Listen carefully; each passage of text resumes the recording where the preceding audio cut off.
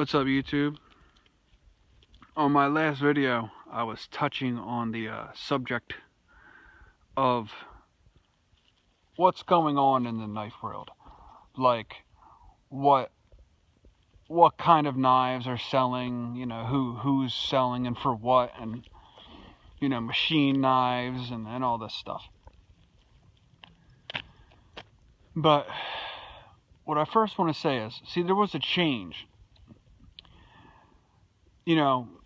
Years ago, say, in the 60s, we'll say. I wasn't around then, but we'll say in the 60s, you had the slip joints, a lot of fruit knives, even sterling silver blades and sterling silver bolsters and stuff for the fruit, because the silver didn't react to the acid of the fruit.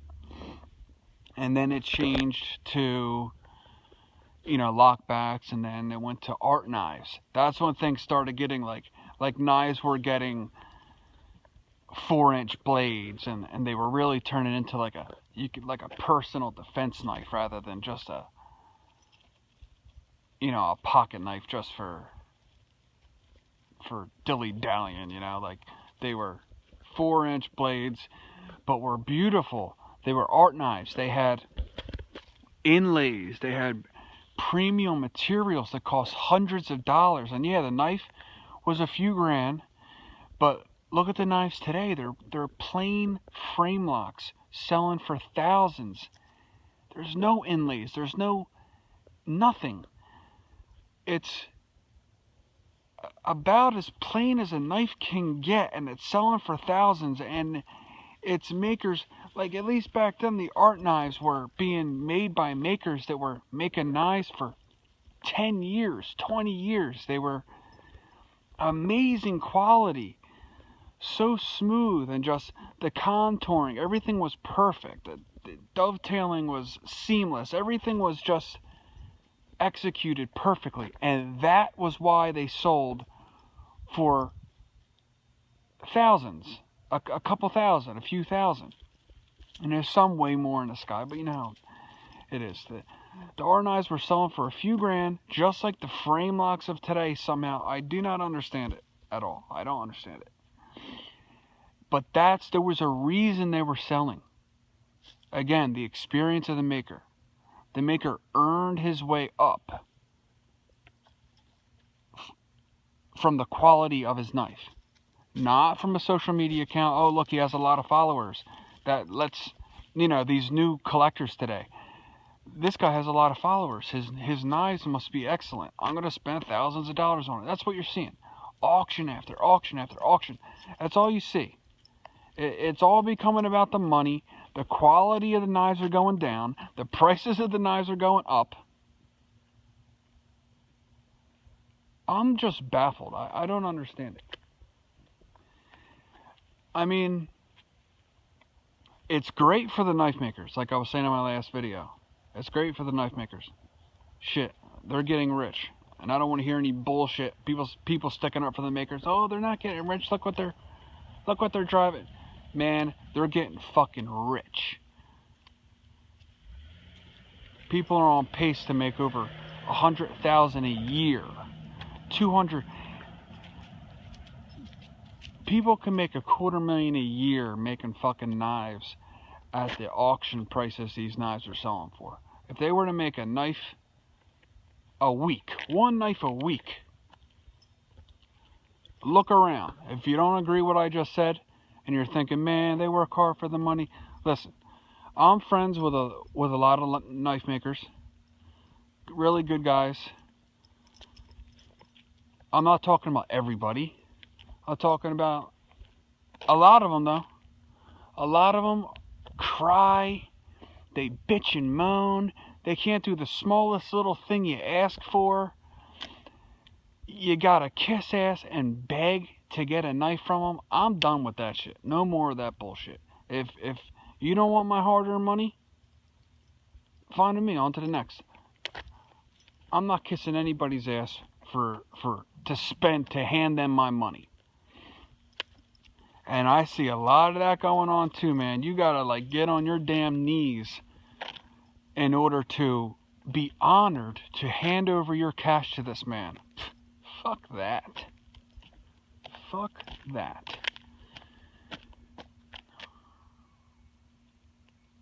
Walking here. I'm just seeing somebody outside. I didn't want to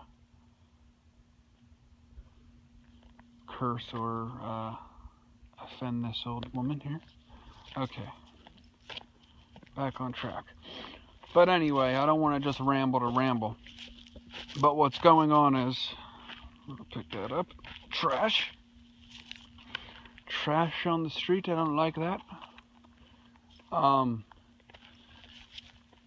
But there's been another change. Like I said, the reason why I brought up the slip joints, because this has been happening forever. It's just that the change happened again, but only this time it went backwards. In my opinion, it took a step backwards. At least the slip joints turned into lockbacks. They gained a lock. They got better. The lockbacks turned into beautiful art knives with bigger blades, better materials. You were spending a couple $1,000 for the knife, but at least the knife had $500 worth of awesome materials in it. Nowadays, the knives went up and the material cost went down. It's just, shit ain't making sense. It's not making sense. Like, if I could predict a flop, there's gotta be a flop coming soon. It can't go on. I mean, if it does, whatever. It's a shame if it does. But I'm personally done with, I have a couple plain frame locks, which I do love. Trust me, they have their purpose. They're strong, thick. They're good for war. Well, we always talk about the apocalypse. They're the perfect knife for battle. But okay, I think we had our fill of that. And even liner locks, they're awesome. They got beautiful scales on them. They lock up pretty damn strong too, because let's face it, the cutout and half the frame locks pretty much makes it equivalent to a liner. But I would like to see a change in going in the direction of more complicated locks. At least then, the guys on top would be forced to have skill. There wouldn't be a choice. Let's face it. A knife is 2 scales and a blade. A frame lock, anyway, is 2 scales and a plain frame lock. 2 scales and a blade. You cut the frame, and there's your lock. There's a reason you're seeing so many knife makers pop up and making this, because it doesn't take a genius to do so. But especially when you're using water jet. The water jet's cutting out the lock bar and shit. All you're doing is screwing the knife together and roughly contouring the scales and grinding the blade. Come on. Come on. And some people, oh, the best knife maker in the world, you say. It's like, man, oh man. People got some learning to fucking do. But, it's not their fault. Some could be listening to me saying, listen to this asshole, he's a jerk. Some could be saying, thanks for saying what you said. I just didn't know. I just didn't know. And there's nothing wrong with that. When I got into it, like I said, I was collecting freaking slip joints at first. So it only got better for me. Like I said, what came after that, slip joints and lockbacks. I actually started collecting when lockbacks were already out. But I bought some slip joints, but it was lockbacks. So it only got better from there. It went from lockbacks to the killer art knife liner locks. So I didn't have to use my brain to notice that it, you know what I'm saying? I didn't have to use my head to know if it was I doing the right thing by buying the new product, because it was better. See, the new product now, people assume it's better, but in my opinion, we took a step backwards.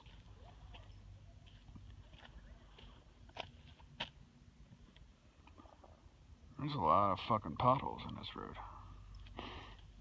Come out and fix that shit. But anyway, that's about all I have to say at the moment. I don't know how long this video is going to take to upload.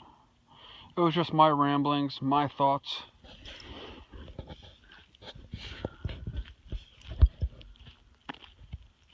And no, I'm not the old man mentality that's hating the new offerings. That's not what it's about. The new offerings have taken a step backwards. They're shit in my opinion. The makers haven't been making knives no more than half of the cases a year. And the prices are ridiculous. No, nobody has to pay it. I don't, so it's not my problem. But that's not what I'm saying. I'm not complaining about that. I'm saying the direction of the knife world seems like it took a step backwards. Alright guys, I'm starting to repeat myself random. Peace out. Thanks for watching.